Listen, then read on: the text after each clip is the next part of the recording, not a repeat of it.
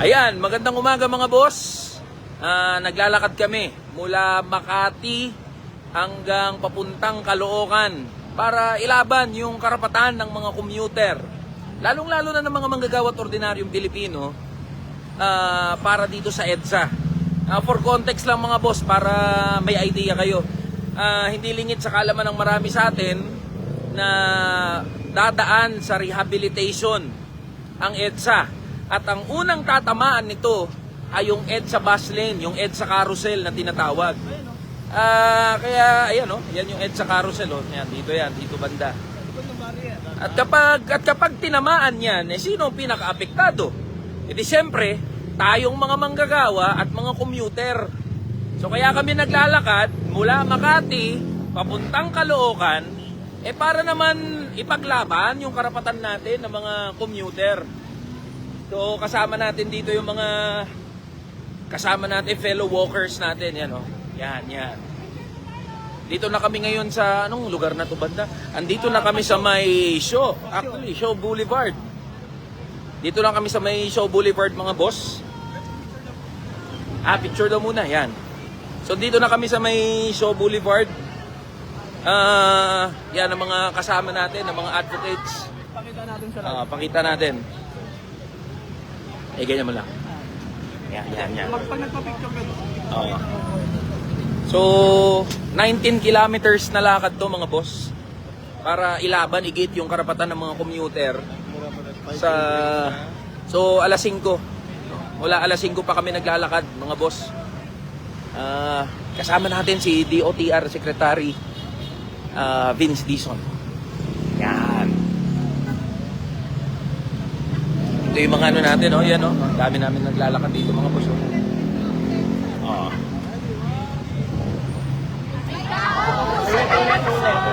Yan. 1, 2, 3, go!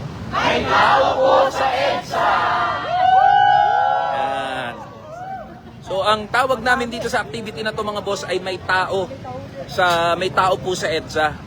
Kasi ginigiit natin mga boss yung karapatan ng mga commuter, lalo-lalo na nating mga manggagawa at ordinaryong Pilipino doon sa EDSA.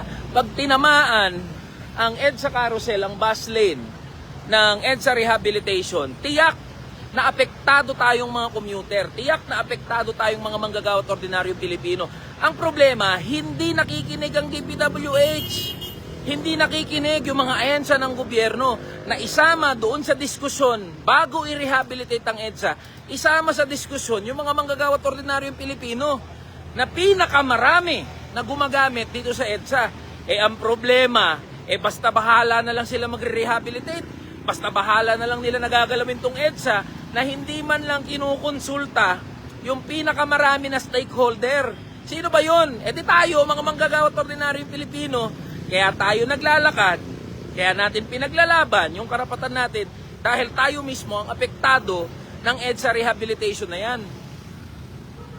So, dito kami ngayon sa may Shaw Boulevard mga boss.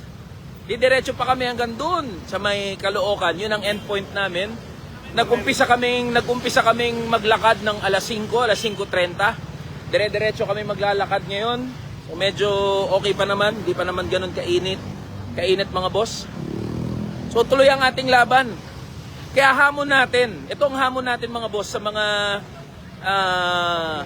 bagong halal na mga kinatawan, mga bagong halal na mga representante ng 20th Congress. Ano bang ginagawa nyo? Ang trabaho at responsibilidad ng mga congressman, ng mga kinatawan, alamin ang buhay at pinagdadaanan ng kanyang mga constituents. Sino ba ang mga constituents? Mga manggagawa, mga ordinaryong Pilipino, mga commuter. Kaya hamon natin sa halip na magpa-aircon kayo dyan, sa halip na magpasarap kayo sa mga opisina ninyo, nahamon namin kayo, magsilabas kayo dyan sa mga opisina ninyo.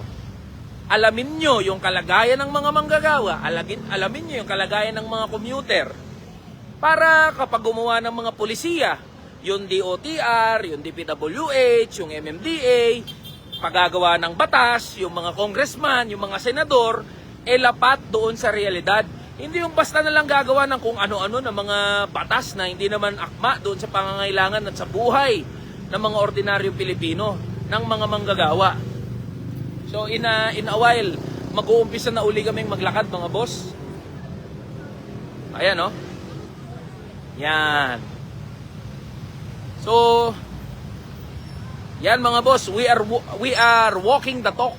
Yan. We are not just talking, but we are literally walking. Walking and talking. Walking and talking. Good morning mga boss. Good morning mga idol. Good morning mga bossing. Ingat sa lahat ng mga papasok, ingat sa lahat ng mga papunta na sa inyong trabaho. Mga nagmamadali, mga late na, ingat po kayo. Yung mga nasa bus, yung mga nasa EDSA carousel, yan po ang pinaglalaban natin, kaya tayo naglalakad ngayon. So, ayan yung mga fellow walker natin. Yan, mga naglalakad. Kasama si Secretary Vince Dizon. So, tatapusin namin to hanggang Caloocan. Caloocan North sa Monumento. So yun mga boss ha? Ha? South ba ang Monumento? Basta sa Monumento. Yan. So yan mga boss, laban lang tayo. Ganun talaga ang buhay. Hindi pa man tayo opisyal na nakakaupo sa Kongreso, talagang gagawin na natin yung trabaho natin. So maraming salamat din sa mga bumabate, sa mga nakakasalubong natin. Marami nakakakilala, maraming salamat. Thank you sa pag-ibig, thank you sa pagmamahal, thank you sa suporta. Laban lang tayo mga boss. Sa mga makakasalubong ko, kami ay papunta na from Shaw Boulevard, padiretso na kami ng Ortigas, Pacubao. So sa mga makakasalubong ko, ano lang tayo, pwede tayo mag-selfie, pwede tayo magkwentuhan. Nasa ano kami, pa northbound kami ng EDSA. Ayan. Okay, sige mga boss. Ha? Promo boss mo. So may tao po sa EDSA. Yan ang ating ano. Yan ang ating pinaglalaban ngayon. Good morning mga boss. Good morning. Yan. Nagpapahinga lang kami saglit. Dito sa may show, papunta na kami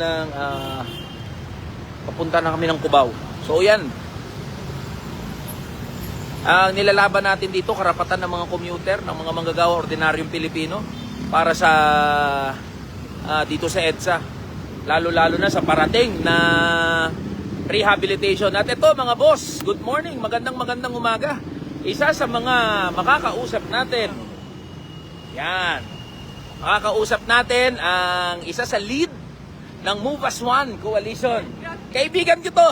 Yan, si Boss Abby. Yan. Boss Abby, hi ka naman sa ating mga viewers.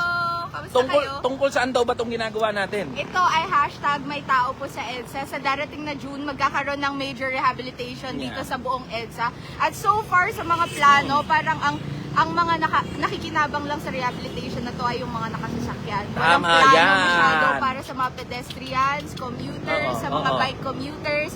And ang gusto nating sabihin ay may tao sa EDSA. Tama. May naglalakad, may Sino ba nagbabike. pinakamarami na tao sa EDSA? Commuters. Commuter. Pedestrian. Yan, tama. Mga manggagawa, mga ordinaryong Pilipino. Correct. Yan. So yun ang aming panawagan. Isama nyo kami. Tama. Mga tao. Trato nyo kami mga tao. Diba? Yun ang panawagan namin. Thank you, Abby. Yan, Thank yan you. mga fellow walker natin. Yan. So good morning mga boss.